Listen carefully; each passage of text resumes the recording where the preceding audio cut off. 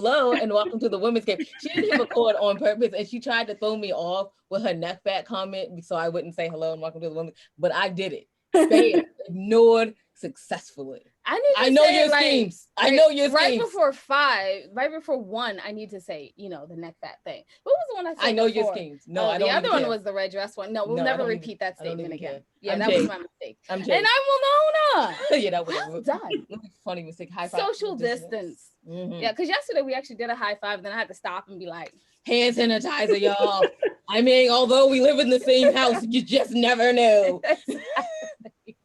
I was like, this is so pathetic to do on camera. No, whatever. It's okay. Whatever. I mean, come on. I think we all in 2020 have been just doing random hand sanitizer. Like, you've been in your house for 7 months, and then you're just like, you know what? I think I need to sanitize my hands. You're like, really? Fine. You just been in your house, but still, I think it's time.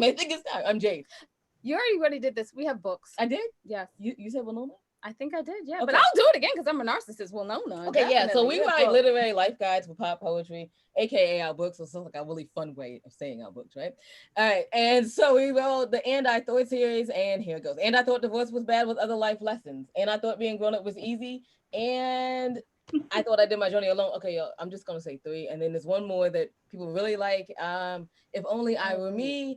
And all of that is available on Amazon and stuff. And If Only I Were Me is only available on BarnesandNoble.com. All right. You can check out everything that your ladies are doing, things that they love for you to look at, and things that we have forgotten to take down that we wouldn't like for you to look at www.andwethought.com.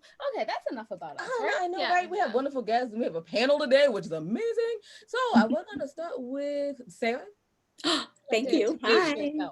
Oh, it's so nice to see all of you. I've been in my house since March. So there's faces. Yes.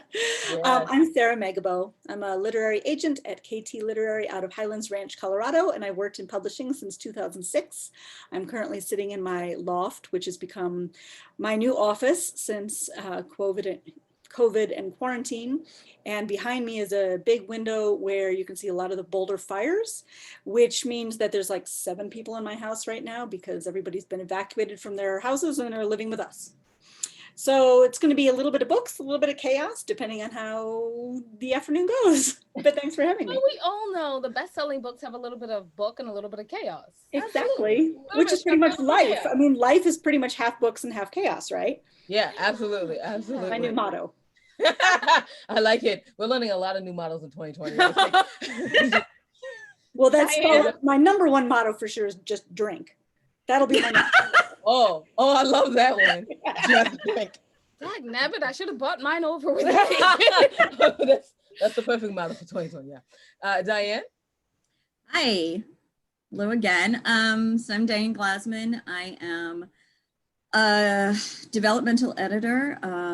I also have a lot of experience working within publishing just from my own writing and working with my clients, and also spent a couple of years working as a submissions reader for a literary agent. So got to look at 1,200 plus query letters and synopses, and that agent did first 50 pages. Plus I did editing for manuscripts for her, and got to have a great insight into what writers are up against when they hit the slush pile. And that's helped a lot. I do some consulting with and coaching with my clients, my editing clients, for getting their manuscript ready to query, and working on query letters with them, and developing their literary agent list, as well as to, who to query, and kind of also being a general cheerleader when they, it's like, oh, I got my 50th rejection. And it's like, no, you got to keep going. Just keep going, because there's a lot of competition out there. So that's me. Our other literary agent panel was like straight literary agents, and we thought this time it might be nice to have a literary agent and someone who can help you actually query a literary agent successfully.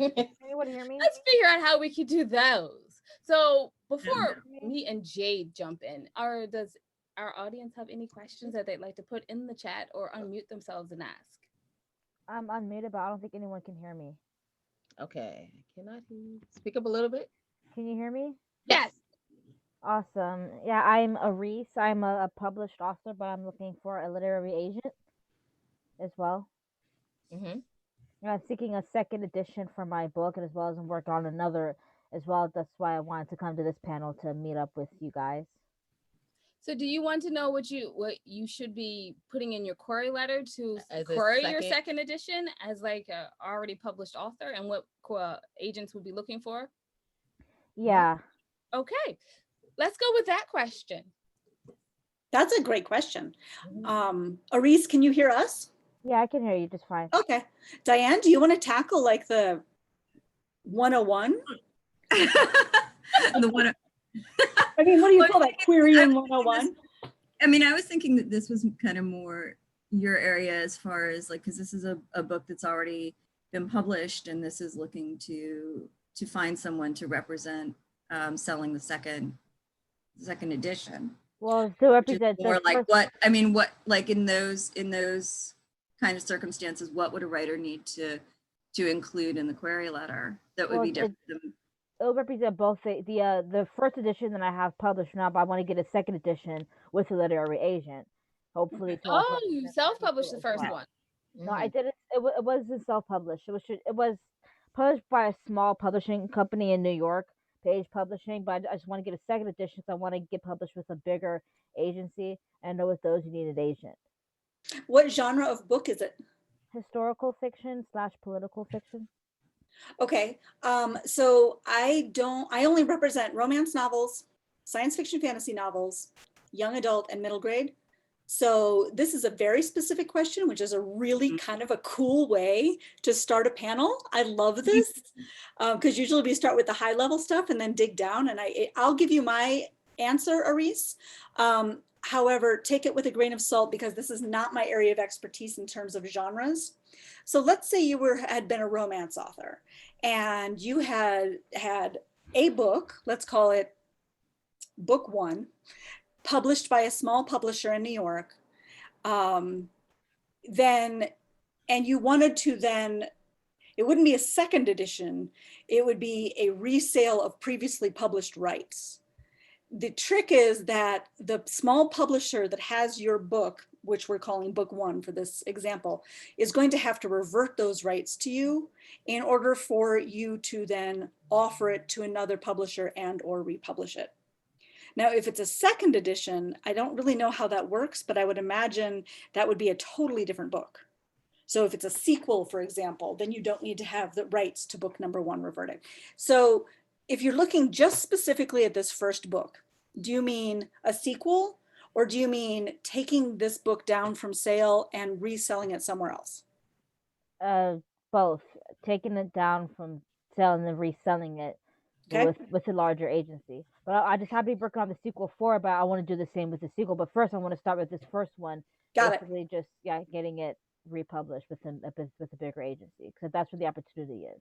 Okay, so the agency is not the publisher. The agency is the one who sells print rights to a publisher.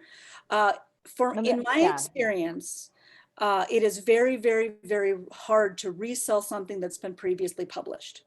Now, again, that is me speaking from my experience in genre fiction. I can't speak necessarily to historical fiction and or political fiction. If you had written a romance novel, I would say, I am not interested in something that's been previously published, but I would be interested in the sequel. Since you have a different sort of situation, I'm not going to I don't want to say anything concrete.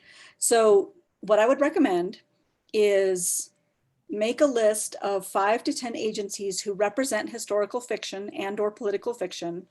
And I'm going to put in the chat box an excellent resource for that. It's called manuscriptwishlist.com. Of course, that would require me to spell correctly. Go to manuscriptwishlist.com and pull down names of agents who represent historical fiction. You'll probably come up with 20 or 30. Then you're going to go to each one of those agents' websites, that is 20 to 30 different websites, and read the submission guidelines. And if the submission guidelines say, for example, we do not accept previously published books, then you cannot shop that first book. You could shop a sequel, but you couldn't shop that first book. then you would write the query letter, which Diane might have some really good feedback on this. And I would simply say, here, dear whomever, I'd like to submit a completed historical fiction. It's called this, and here's the pitch about it. By the way, it was previously published by XYZ Publishing House out of New York. Those rights have reverted to me. Or, dear whomever, I'd like to submit to you an historical fiction. It is the sequel to a book that was previously published by XYZ. It's about this. Does that help? Yeah. Okay. Yeah, I mean, there's more to say about that, but yeah, Diane, go ahead. Yeah, I would actually add that that because the literary agent that I worked with, she did represent historical fiction, and it pretty much was the same thing what Sara was saying about, you know, any genre, that when you have a book that has already been published, it has a track record of sales. And so that makes it a much more difficult thing for an agent to pick up, because when they go to a publisher, you have a track record of sales with it. And when you're and unfortunately, and this is something that, you know, I talked to a lot of literary agents, and you know, this is something that comes up a lot, especially because a lot of people now are self-publishing books as well. And so even with a small press, the print run is on the small side. So your sales record is going to be smaller than what a traditional publisher will go for. And that makes it a much harder sell for that first book. And I agree with Sara that doing a sequel for that book will probably be an easier sale, because you have published the first one. Now you're looking for a larger market for the second book. And if the second book sells well, the publishing house may go back and pick up the first book and buy those rights from the small press. But this is actually something, I mean, that a lot of agents that I've talked to also, that when they're reading a query letter and they, you know, they're really excited about the book, and then they get down to the part where it's like, this was previously published, or that I self-published this or whatever. And it's kind of, and there's just this sense of, well, I can't do anything with it. It's going to be really difficult. And unfortunately, that's just the way the publishing industry works. I actually, one of the agents that I've talked to, or actually, I'm sorry, one of the editors that I've talked to who's at Bloomsbury, I asked her, because I had, with my own writing, I have the big serious literary novel, which I would be pitching to traditional houses. And then I also have another book, which is another series actually, that's a subgenre of romance that I'm planning on self-publishing. And I asked her, you know, would I lose some cachet from the literary novel for being a debut author if that self-published series came out first? And she was like, yeah, she would actually offer less money, because I now have a sales track record, and it's not going to be as good as like what they could pitch as a complete unknown writer. And so it's one of those kind of frustrating things that that first book is going to be a harder sell to go out to an agent now and have the agent send it out to editors. I would also wonder if you had you queried agents with the first book, and had it gone out on submission to larger publishing houses before it was published with the small press? Not really, no. Okay, because that's actually a mark in your favor, because it's like, if it had previously gone out on submission, that's another issue that agents will have, is that they feel as if you've already tapped out your market. And I like I said, I agree with Sara about the easier path is to, if you have a sequel to this book, to get that, to send that out. I'm also thinking, I know that one writer in my genre, she was with a small press, and for the first book in a series, And then her second book was brought out by Harlequin. So it's the same series, but it's not even the same, like the same publisher for the entire series anymore, because the first book did well and she was able to take it on, the second book, onto a larger publisher. And I know that that's probably not the good news that you were hoping for. It is possible, if you have a really good sales track record with that first book, coming out of a small press, it would be worth, it might be worth querying agents to see if they'd be willing to take it on to a traditional publisher. But I think the easier path is going to be if you have a second book. Okay, that's I don't feel like this straw or anything like that. That's good to know. All right, thank you. Thank you so much for asking that question. And I'm gonna ask like one little question, and then y'all back to the audience. So my question is, last week we actually had this question about a person that's already like a seasoned author but wants to switch to another literary agent. What should they do? Should they like build a better platform? What should they do? It depends on genre. I mean, I don't represent nonfiction, but so I'm not going to answer for nonfiction at all. But again, let's say we have a romance author, or we have a science fiction author. The important part is that that author must sever representation with their first agent before doing anything else, period. That is the most, so the relationship is officially severed, and then they go and they query literary agents and say, I have a backlist that's been published. I was previously with XYZ agent. We have officially parted ways. Now I'm on the hunt for a new agent. My next project is this. So I'm gonna go a little bit more general. Okay, general. Okay, does someone else have a question? I just have one more quick question. So I'm currently working in the film industry. I'm actually a writer for an upcoming Netflix series. Well, working in the film industry, does that help you get agents? I heard it does. It's a great question. Mm-hmm. I was just talking to some panel about this. The biography of a person in the query letter to me is irrelevant. For me, and that's because, again, I represent fiction, that working in the film industry is not a deal maker and it is not a deal breaker. Now, if you're writing nonfiction, that might be different, but if you're writing fiction, it's completely irrelevant. Oh, I'm not really sure what that means. Can you reiterate on that, please? It just doesn't matter. You can work in the film industry or not, and it is not helpful. It's not a detriment, but it's really what we're looking at is the quality of the writing and the strength of the pitch. Okay. Well, basically what I meant by that was like, because I know it's who you know, and I've been told that if you know people, then it's a lot easier. If that's true for nonfiction, that's not true for fiction. That's true, because I know both of these ladies and I've pitched them both, and I still don't have a book deal.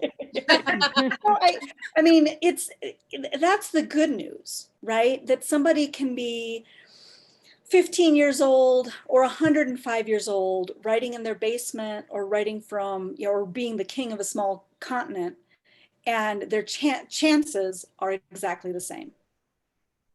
That is good news.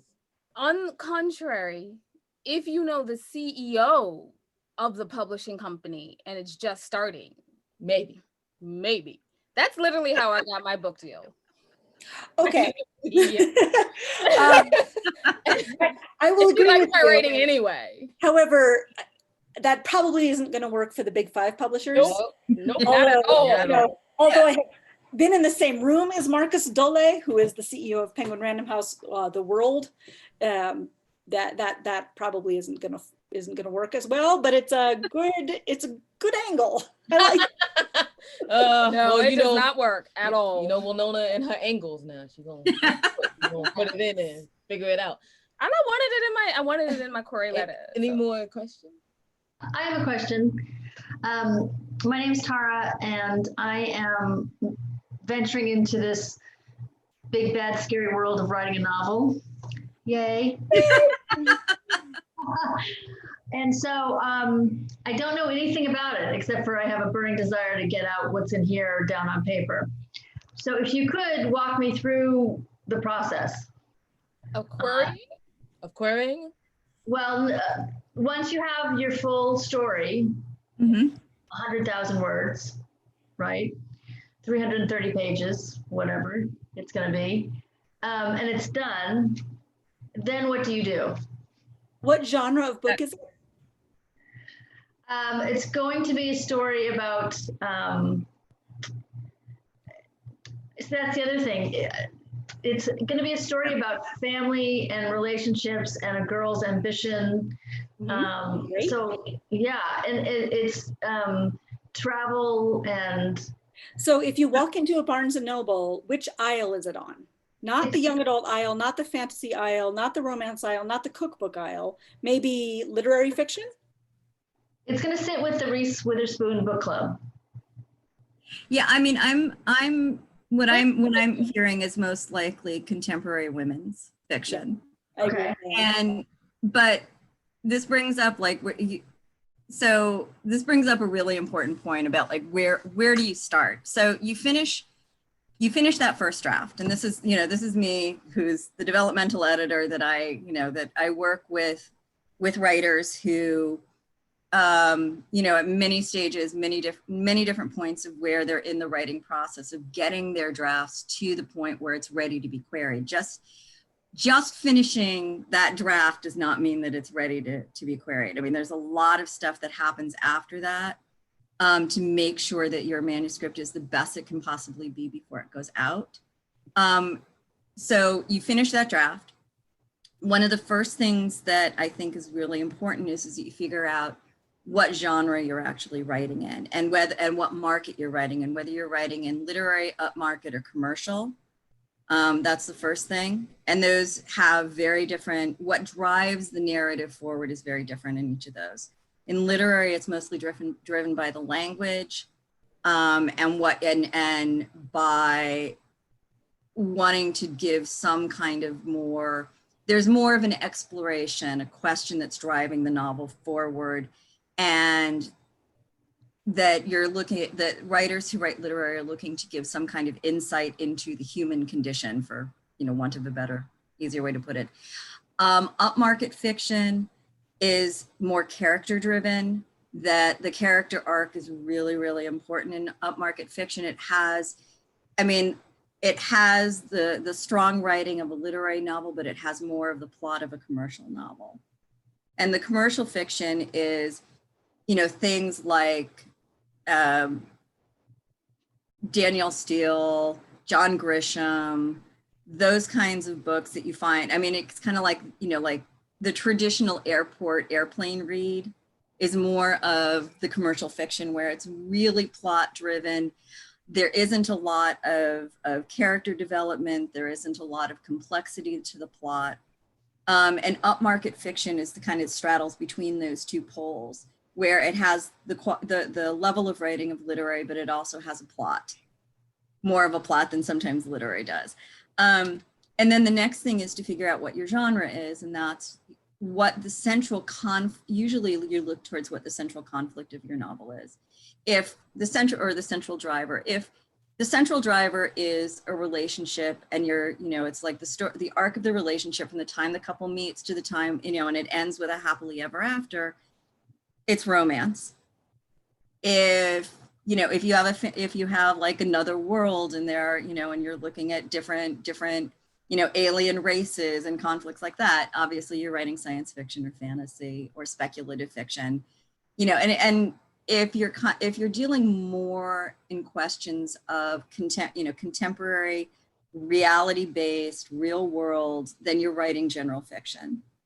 And then your market is the thing, the literary, the upmarket, or the commercial is more what you're going to be looking at. And then within those subgroups, you'll find there are divisions, like what I said, contemporary women's fiction, or domestic drama, or coming of age, those kinds of, that all comes underneath the kind of the general fiction heading. What's Eat, Pray, Love? What would that be considered? Eat, Pray, Love was memoir. Oh, okay.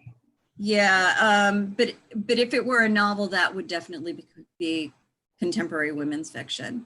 Okay.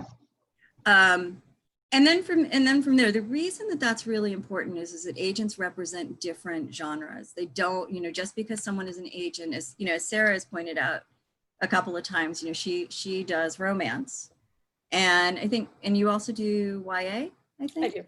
Yeah.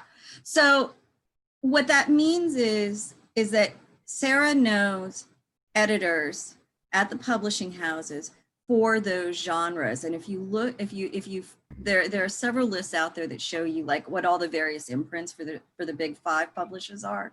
Each one of those imprints has a different focus, and each one has a set of editors that work for that imprint but don't work for other imprints.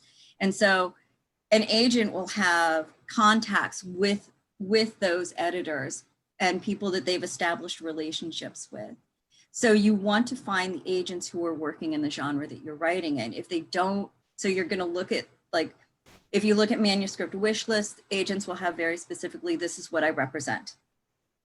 And if what you're writing isn't there, you don't query them with that project because they won't know anyone. It'll be just an automatic rejection.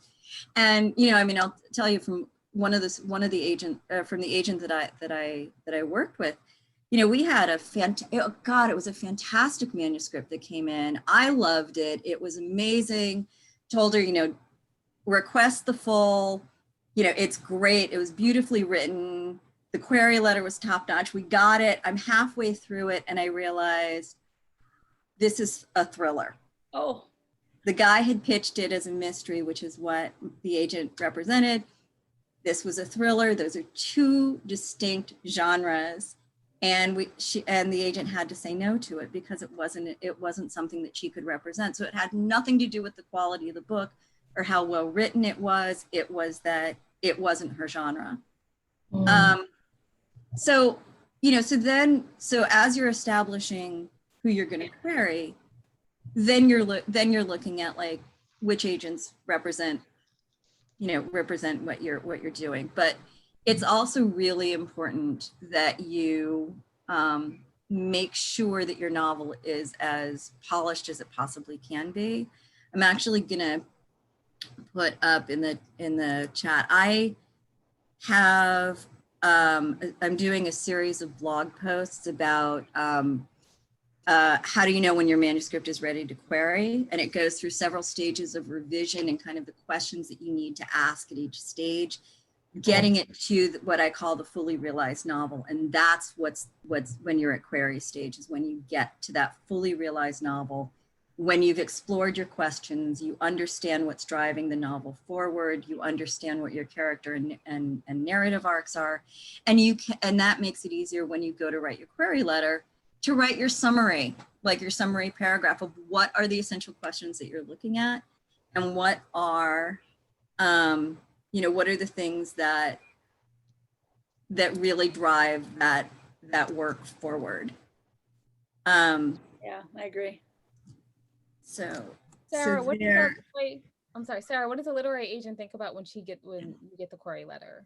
Oh, I agree what Diane said 100%, that it's the correct genre, that it's complete, to Arisa's point previously, that it's not previously published, and that the summary, the 1 paragraph, 2 paragraph description is succinct and clear and demonstrates fantastic writing. Diane, I'm totally copying and pasting that because I can't wait to read it. Okay, her blogs are amazing. Yeah, they're amazing. Okay, they're some of the best. This is why we asked her to be a columnist for a columnist in our magazine. We were like, listen, just take one of your blogs and just put previously posted on this, and we will put it in our magazine because it is amazing the stuff you learn from her blogs. Like seriously, I was wow. If I wrote real fiction, I would literally apply this, but I don't. But I'm saying it's still amazing. Well, and I've also what I put in the chat messages is that one of my earlier blog posts, and it's actually from 2015, walks through the steps of like how to conduct an agent search so that you can put together a list of agents to query. And it starts off, the first step is basically know your genre, and there are a couple of resources in there to help you figure that out. and then goes through some of the resources that are available to even find agents to query. And that includes manuscript wish list and query tracker.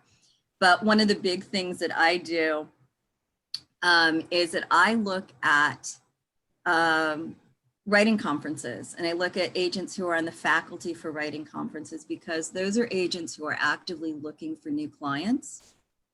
And I found that to be a really, really tremendous resource for finding those agents. And then I go and I do research, and I see, like, does this agent write? Do they represent what I'm writing? Another great resource, and this one is, unfortunately, it's a subscription, is Publishers Marketplace. And that is a tremendous resource because it has a database of sales. Mm-hmm. And it's completely searchable. And so you can look for debut fiction that sold in the past 6 months. And what that means is that not only are those agents representing debut fiction, but they're also being successful at selling it. And in many cases, it will also tell you the kind of deals, like it'll give you a range of the amount that they sold the book for. And unfortunately, it's all self-reported. So it's like, you won't get a full list, but you will see like which agents are actively selling, which means that they have, and that's really important in the current climate, because the landscape in publishing is changing, rapidly. And the books that are being sold today aren't going to come out for another year. So, I mean, this is something I kind of have a question for Sara on this one, but I'll hold off on it. No, well, no, I want to finish this thought, but it's just, those are ways. And then, and then what I would do is I would look for those agents who were selling debut fiction. I would look them up. I would look up the books that they sold like last year for debut fiction. And then I would go and find those on Amazon, and I would read the opening pages. And in some cases I would read the whole novel to find those books that are similar to what I'm writing, and to find those agents who are representing those books. And then that also becomes part of your query is that I'm writing to you because you represented X, Y, and Z book, which I really loved, and I think is similar to mine. So it gives you a comp title, it gives you a way in to talk to the agent. And agents love to know that you've researched them.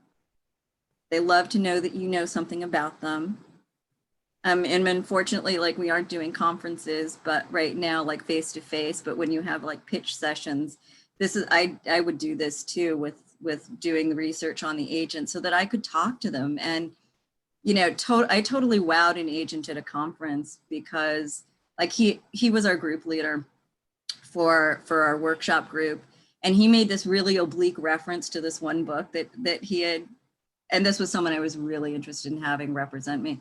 And he makes this really oblique reference to this one book. And I went, oh, I had read it. I love that book. And oh my God, that author, she has the best name ever. And it was Jeff Kleinman who represented Snow Child. And the author's name is Eowyn Ivey. And I'm a Lord of the Rings fan. And it was just like, Eowyn's name, I was just like, oh my God, she has the best name ever. And Jeff leans forward and he goes, guess what her husband's name is? No. And I said, no, he's not Eomer. And he goes, no, Sam. and we ended up, we had this great rapport, but it was based off of the fact that I had done research to know what he represented. And, and that he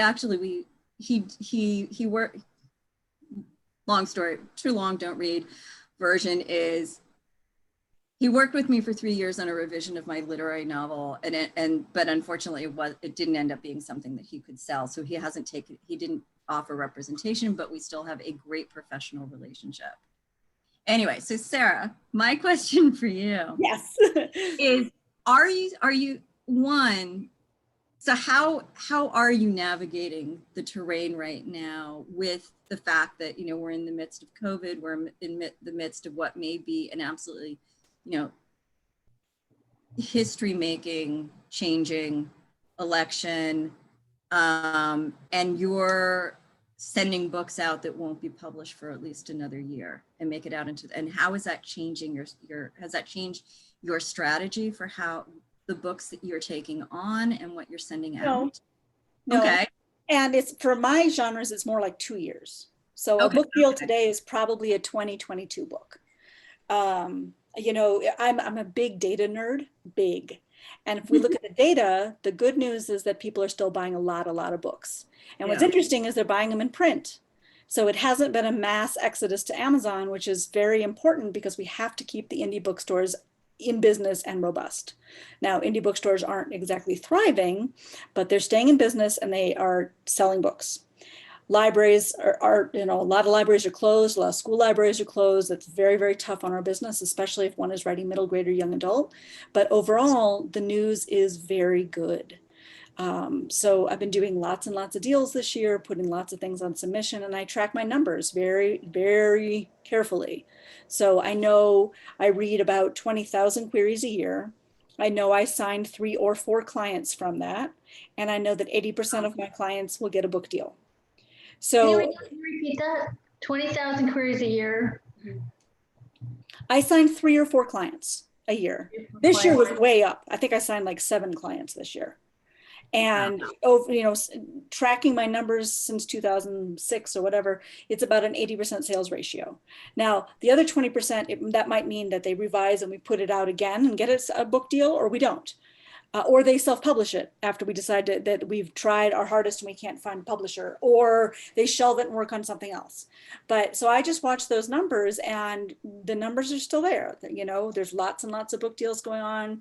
I think what the data shows is that backlist titles are selling very, very well. Frontlist titles for fiction are having a hard time breaking out because, of course, we don't have, you know, hand selling going on at bookstores, which we need so badly to break out genre fiction. And again, that's a gross overgeneralization. But my strategy is always based on profit, on formats, distribution, and subsidiary rights. And that strategy hasn't changed that much. Does that answer your question, Diane? I mean, basically, it's very positive. The news is very positive. Yeah, I mean, this was something I remember after 9/11 also, is that, you know, you were seeing, you know, in the immediate aftermath, you had movies that were canceled and that have never seen the light of day. I mean, I'm thinking there's that one Jackie Chan movie that I don't think ever came out, where he was like, he had to scale the World Trade Center to stop a terrorist attack. It was like due to come out the week after 9/11. Yeah, right. But there were a lot of other things that got scrapped. A lot of novels got scrapped, but it impacted publishing less because the cycle for publishing is so much longer. Well, my husband's a musician, and this has been terrible for the music industry. Yeah. But remember, in 2001, probably, I mean, I hate to even give it a number, but something like 99.999% of books were sold in print. So if you have a Great Depression and confusion, people aren't buying print because it's not going into a bookstore. And then in 2010, that was the big iPad Christmas. Ebooks weren't the market disruption. It was the device that was the market disruption. And so once we all had iPads and then later Kindles, we saw a big ebook boom, which has then since continued to shrink. But remember, now it's a quarantine, it's COVID, it's, you know, chaos. Well, we have print books, we have ebooks, and we have audiobooks. And ebooks have not taken off this year. They've continued to shrink in the market. Audiobooks are continuing to grow, and print is very strong. Yeah, I was also, that was another question that I had for you about audiobooks, is that's I'm you know, hearing that audiobook sales are kind of exploding. They have been for 3 years. It's astounding. Which is really funny because I don't like audiobooks, and so I'm like completely out of the loop on that one. Yeah. You know, it's really surprising. I love them. I've done 2 6-figure audiobook deals this year. I mean, wow. Can we sign our audiobooks with you? No. It was really hilarious because forget the book. I just want my audiobook. Right. It's been absolutely hilarious, though. I mean, not hilarious, but I mean, I love audiobooks. Me too. Right? Because I can not pause it. Like, I can literally be like, hey, I have to go to the car now and get in it. And I don't have to be like thinking about it the whole way. Like, darn it, what happened? You know, like I can just be like, and Bluetooth.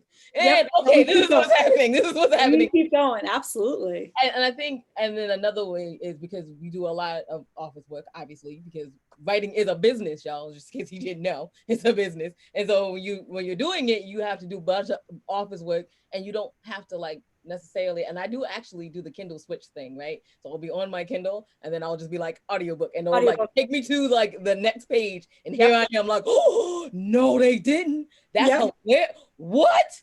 Yeah, see, I can continue to type and be like, oh, okay. And I think that's why audiobooks are being so huge now, because people are like, I was reading it and I had to go. And I have to keep going.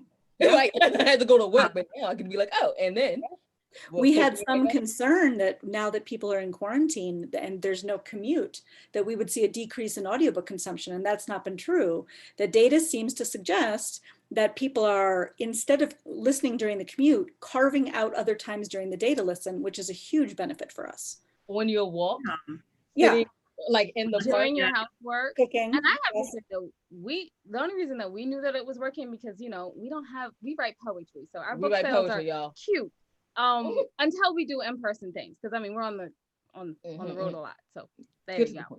But my point is that our audiobooks gave us checks, and we were like, oh, well, this is nice. And we were saying, well, it's kind of like I was tired of watching television, and I was like, I want to get outside and I want to be entertained, and I've listened to all the podcasts because I'm home. What else can I do? Oh, I can listen to this audiobook. Yep. Yes, and the narrators are busier than ever because we talked to them at the beginning. Yeah. They were like, oh, we think work will be okay, and then we talked to them like 3 weeks later, and they're like, oh, we're going to be in the studio for a very long time. Yeah, because it just kept going.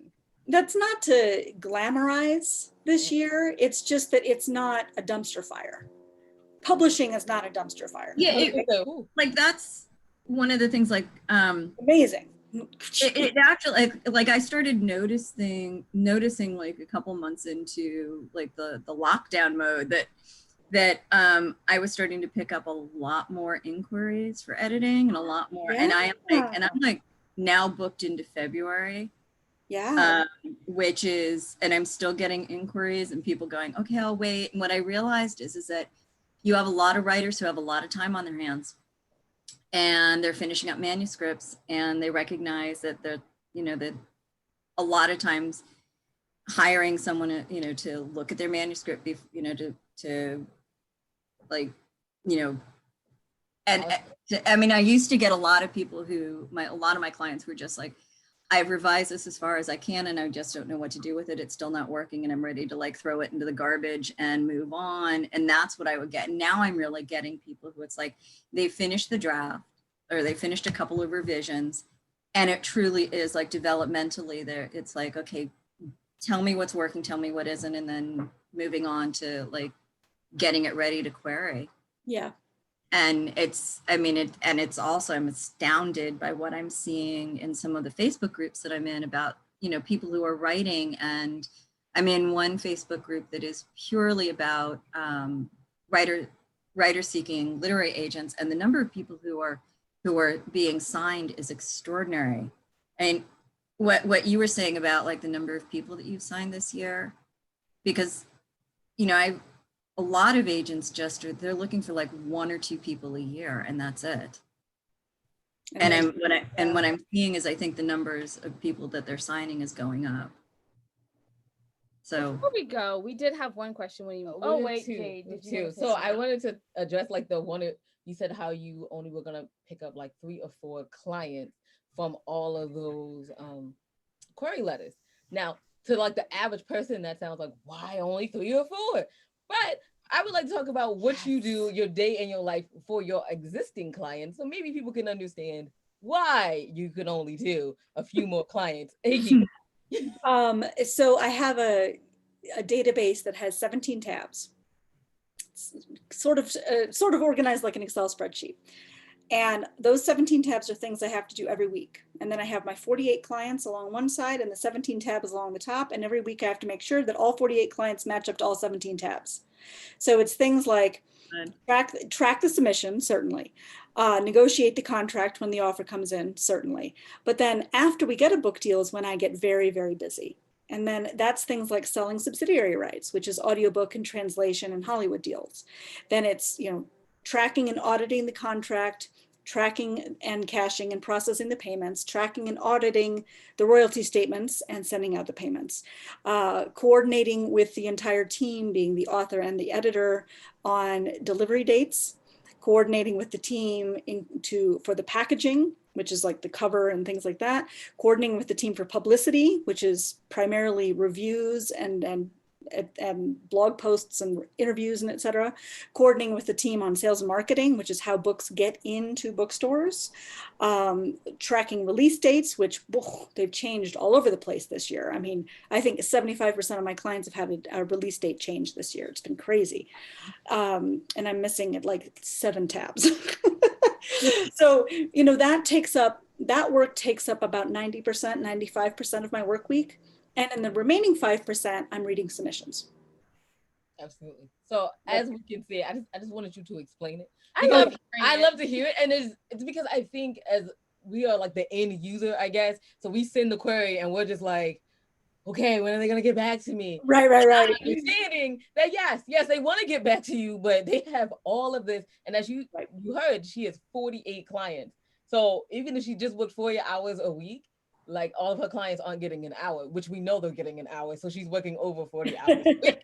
So that's how it goes. And so I just wanted people to understand that, like, well, thank you. Yeah, it's I mean, my job is to make them money. My job is to make my 48 clients money. I want them writing the books they want to write, making money writing them. That takes it takes strategy work, and really strategizing for profit based on very quantifiable data-driven things.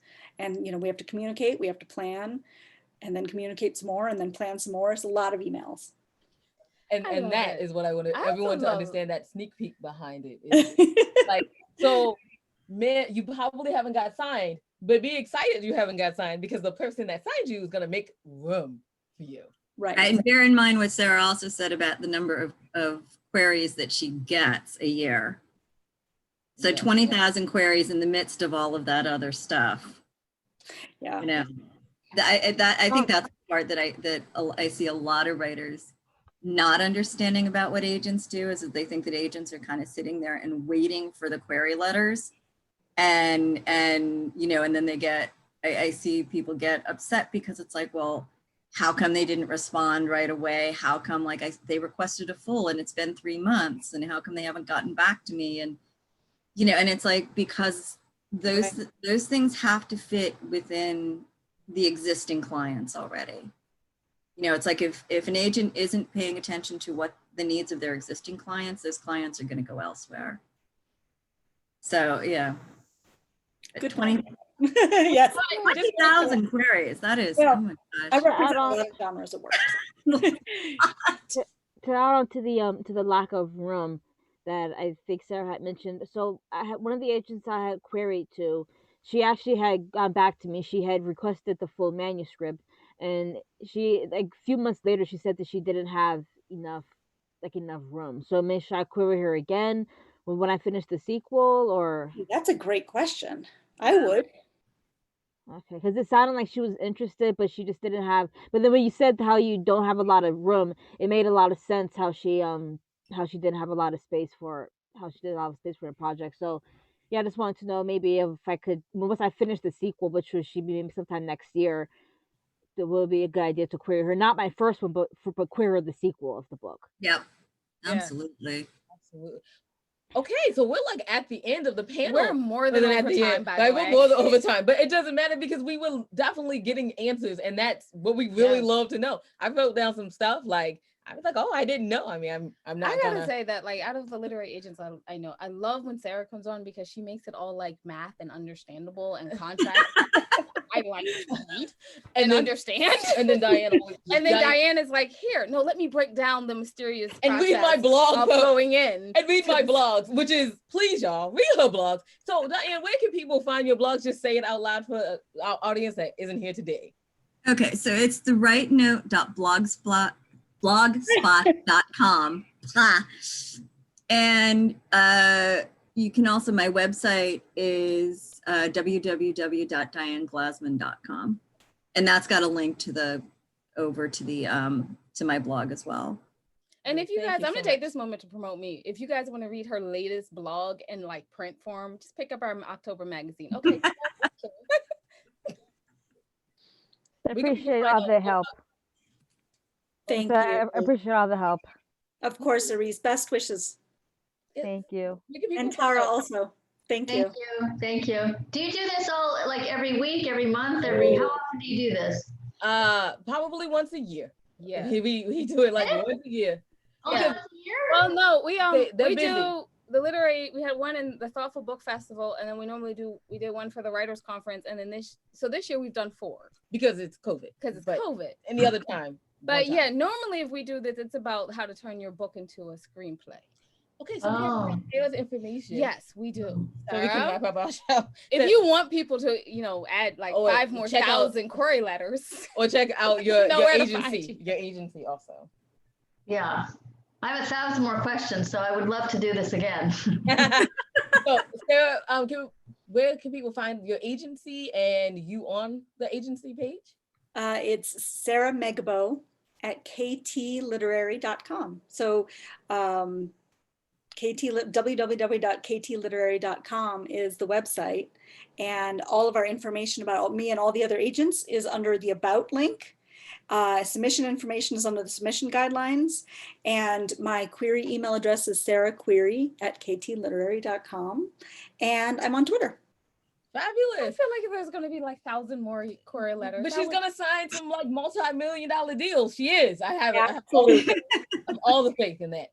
Jade, would you like to wrap us up for this episode? You can find out everything your ladies are doing on www.andwethought.com. While you're there, like check out the homepage and see some of the random things that we have going on in our 1.5 books that we are currently coming out, right? Because one is a second edition, because when you say to a poet, can we have more poetry in this book, please? We issue the book, right? It's happening. So you'll see that, and then our new book coming out, and more importantly in our podcast, but more importantly than all of that, y'all, take a moment, go to the ladies tab, go to the middle, and see the charities that we proudly support. Keep in mind, this is October, so this is Domestic Violence Month. So you might want to pay special attention to Powerful Beginners. They're doing great things in their neighborhood, great things for survivors. So please check them out. And as we know, this is 2020, so money, as they would say, is funny. So you might not be able to donate money, but you might be able to donate times and things. And a lot of the charities have what they need people to donate, like interview skills or whatever. So check that out. And if you can't do any of that, that's fine. Just add them on social media and tell them thank you for doing this good work in the world, because we all can use a little encouragement. I'm a narcissist and I still need encouragement. She doesn't need encouragement. Other people. Just remember that wisdom is all around you if you're open to finding it and accepting it. So peace and love, you guys, from Will Nona and Jade. Oh yeah, thanks for listening.